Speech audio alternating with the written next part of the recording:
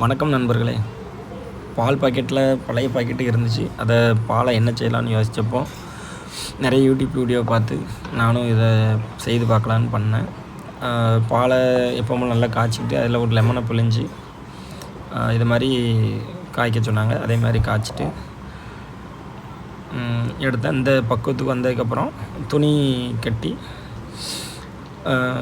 இருத்து அதை நல்லா கட்டியாக அமுக்கி பிழிஞ்சு எடுத்துக்கணும் அப்படின்னு சொன்னாங்க. அதே மாதிரி செஞ்சுருக்கேன். நம்ம யூடியூப்பை பார்த்தா மற்ற யூடியூப்பை பார்த்தா நம்ம இது வரைக்கும் செஞ்சு பார்த்தது இப்போ தான் முதல்ல செய்கிறேன்.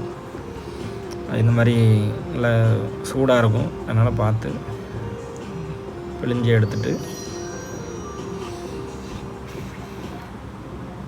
அடுத்து அதே அந்த பிழிஞ்சு எடுத்த தண்ணியில் நல்ல சால்ட்டு ஒரு 1.5 ஸ்பூன் சால்ட்டு போட்டு உப்பு போட்டு லேஸ் சூடில் அந்த லேஸ் சூடில் இருக்கையில் அந்த பிழிஞ்சு எடுத்ததை பாலாடையை அப்படியே அதில் போட்டு கொஞ்சம் ஒரு 10 நிமிஷம் இல்லை ஒரு 1/4 மணி நேரம் அப்படியே முங்குற மாதிரி போட்டு மூடி வச்சுருங்க.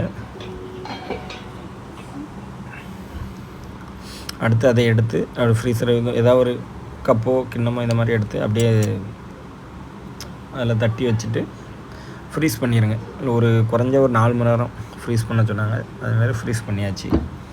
இதெல்லாம் எந்த அளவுக்கு சக்ஸஸாக வருதுன்னு பார்ப்போம். அதனால தான் அடுத்து இன்னொரு துணியில் எடுத்ததை வச்சு இதில் ஏதாவது ஒரு பண்டம் செய்யலாம் அப்படின்னு சொல்லிட்டு அதையும் பார்த்து வச்சுருந்தேன்.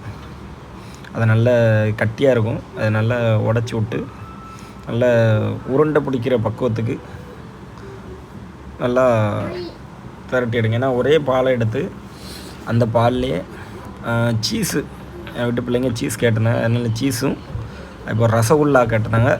அதே மில்கில் ரசகுல்லாவும் செய்யணும்னு சொல்லிட்டு எடுத்தாங்க.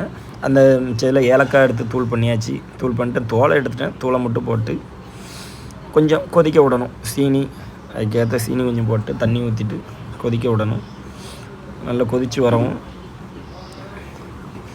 பக்கத்தில் நம்ம இது பண்ணுவோம் பால்கோவா. மிச்சம் இன்னொரு அதில் உள்ள பாதியை எடுத்து வச்சுருந்தேன். அதை எடுத்து பால்கோவாவுக்கு ஒரு சட்டியில் வச்சு இப்போ போல் பண்ணாங்க. அது மாதிரி நானும் பண்ணியிருக்கேன். எப்படி வந்திருக்குன்னு தெரில. நல்லா உதுத்து விட்டு சீனியை போட்டு அந்த சீனி கொஞ்சம் கரையை தண்டியும் அந்த பக்கத்துக்கு வரவும் கரெக்டாக கிண்டி எடுத்துக்கிட்டேன். ஆனால் ஒன்று என்ன, நான் கொஞ்சம் நெய் போட மறந்துட்டேன் இந்த முதல்ல வீடியோ எடுக்கிறதுனால. பாருங்கள் எப்படி வந்திருக்குன்னு. ஆனால் 3மே சூப்பராக வந்திருக்கு. ட்ரை பண்ணி பாருங்கள். நன்றி.